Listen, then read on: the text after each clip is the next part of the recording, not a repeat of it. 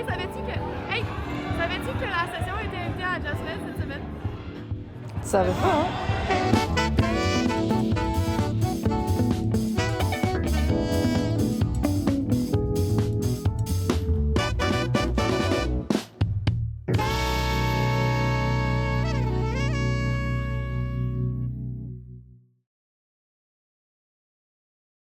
Welcome back to another episode of La Session.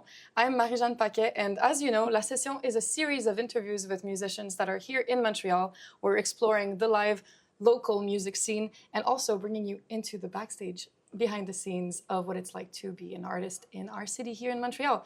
This week, we were invited by the Montreal Jazz Festival to come and do a couple interviews, and I'm very lucky today to be accompanied by none other than Camille Thurman. Hi, MJ.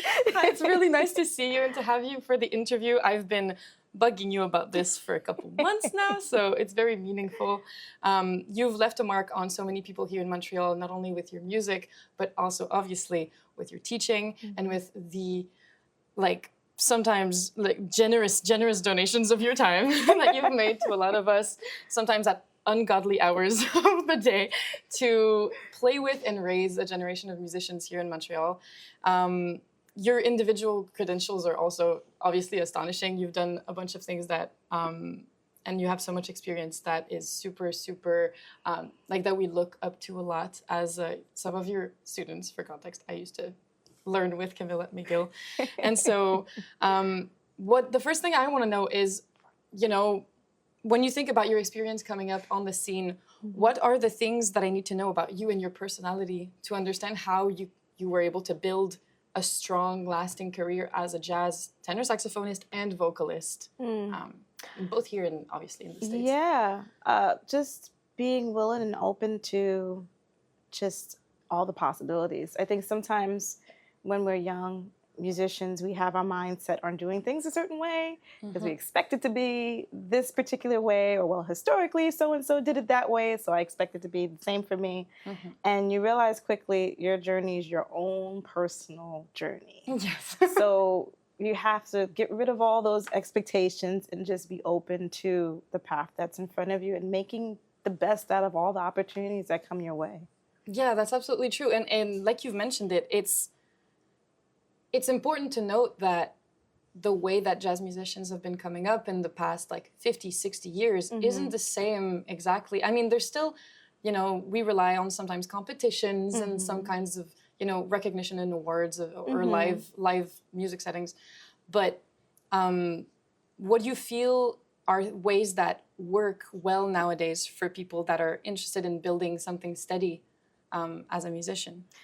Finding every and any opportunity available to connect with people, to play, to get together with them, ask tons of questions.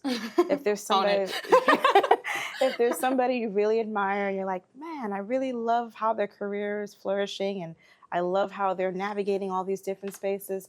Ask those questions to them. I mean, right now we're in a time where you can get in touch with somebody just like that. You can send them a DM on Instagram or send them an email, and they might be able to get back to you within a day or a week or a month. But the point is they can get back to you. Yeah, I think people severely underestimate how willing musicians and just artists are to communicate with, younger musicians or students or whatnot. Yeah. People are actually pretty open, and it's surprising to see, We've been experimenting with it, obviously, with what we're doing now, and I'm always pleasantly surprised. People are just happy to be involved. It's nice. Well, I mean, when you start to realize outside of that school bubble, the music scene is one giant community. So really good musicians love really good people, and really good people love really good musicians. Exactly. So if somebody is interested and there's a spark and you're asking the right questions, 9 times out of 10, if they really love the music, they're going to say, okay, yeah, sure, let's talk. Or, okay, well, this is how I feel about the question. Or what. And it's an opportunity to create that connection. And you've had that with multiple other musicians and specifically saxophone players. Notably, one that I was able to witness in person was with George, that you had the pleasure of playing with, and I had the pleasure of witnessing. How has that evolved for you? How do you go about choosing people that you want to, get mentored by? Well, it starts with just being inspired by them. I mean, it has to be something that captivates you, that makes you want to figure it out and ask questions, and then go to their show or go see them play. There's nothing like seeing somebody perform live. Yeah. Because records are cool, but the experience in person, especially for jazz, it's a whole nother level. And then you get to see the person actually creating in the moment, and then having the courage to, hey, I appreciate you, I love your music, or have taken the time to ask that really, really, really thoughtful question, and then staying in touch, because a lot of times most people think, oh, well, you know, they're like a Mount Olympus of musicians. They're human. So you might ask something, or you might say something that kind of sparks that conversation and just creates a connection on a human level that allows you to develop something musician to musician. And most of those conversations you have with them might not even be about music. And that's the way you connect with them. So, it's true. And then from there you can build anything basically that you want. You build that relationship. I want to talk about live playing. I want to talk about your practice also as a musician, because jazz is something, or music as a general rule, is a lifelong practice, and it's a lifelong journey.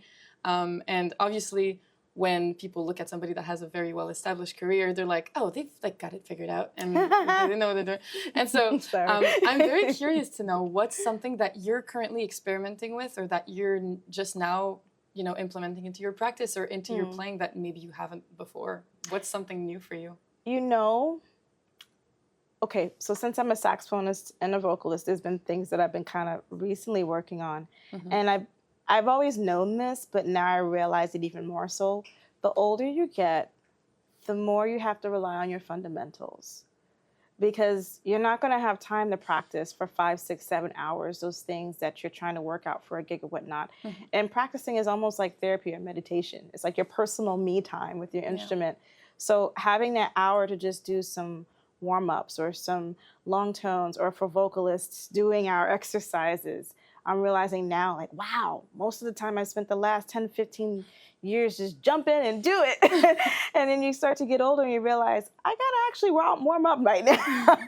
Because, you know, your body changes, and then also you are going to different altitudes, different locations in short periods of time. 12 hours in an airport. You're traveling, exactly. So sometimes you need to give yourself that chance to have your body just settle, and also your instrument settle. So that's one thing I've been really kind of going back to. Yeah, well, which is completely fair. I feel like even younger musicians overlook that a lot, and then they get hurt sometimes. Yeah. So, especially around juries. Yes, of course. Yeah, obviously. Oh no, I can't do it. Yeah. I'm also gonna go to, for my last question, I want to talk about your arranging. That's something that I've always enjoyed about your philosophy with music, is like making arrangements and innovative and interesting, and always keeping something new and interactive with the band when you're arranging music.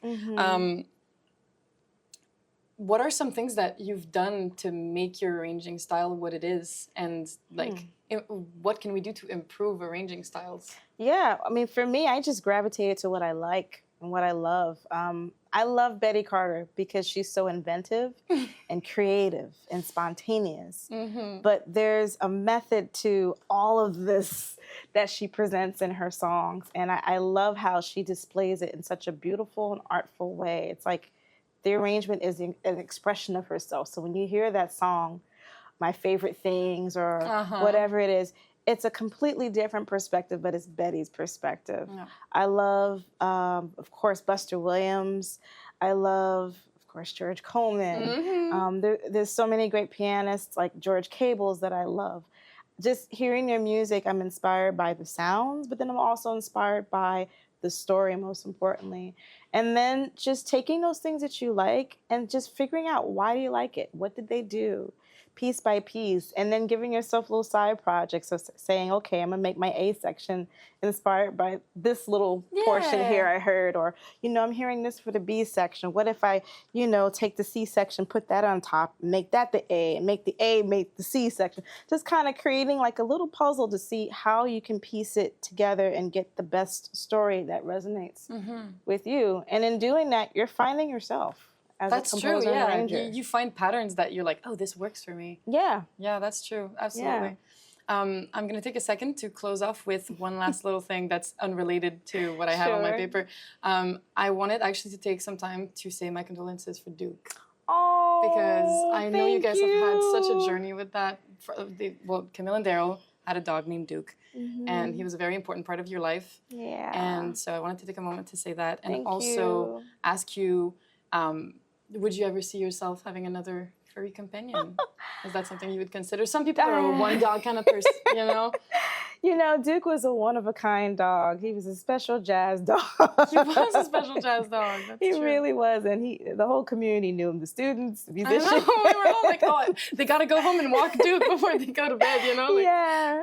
we heard about him a lot, so that's good. Yeah, I appreciate that so much. Yeah. I think there's only going to be one special Duke in my life, so for now, I think I'm just going to sit with just him. And that's okay. Yeah. Yeah, yeah. Thank you so much for taking the time to talk to me. It means a lot. And, you know, for us to be brought backstage at La 5e Salle is something that's, like, very, very special. And so we're very much looking forward to seeing you play. Thank you have 2 sets, I you. think, tonight. So Tomorrow night. exactly. Yeah. It's going to be very exciting. And so we have a little poster. And I was wondering if you could sign it Absolutely. with the other guests. Okay, amazing. Thank you, Phil. It's getting a little crumpled because we've been I running know all around. about that. And so we're going to get it laminated at the end. That's our this plan. is awesome. So we've got a lot of cool Yeah. people here, and to add your signature is Oh, a of privilege. course. I'd be happy to. Yeah. That's There so you go. awesome. Thank you, Camille. Have so much fun You're today. so welcome. Thank you. And it's an honor just to do this because it's like, wow, full circle of, you know, seeing you develop as a musician to now you having your path as a jazz journalist. It's like, yeah. I know. I'm so pleased that this is very, very, very awesome. We have a couple more interviews coming out for the Jazz Fest series, so stay tuned for that. And thank you so much for listening. See you in the next one. Ciao. Bye. Thank you. You're so Thank you welcome. so much, Camille.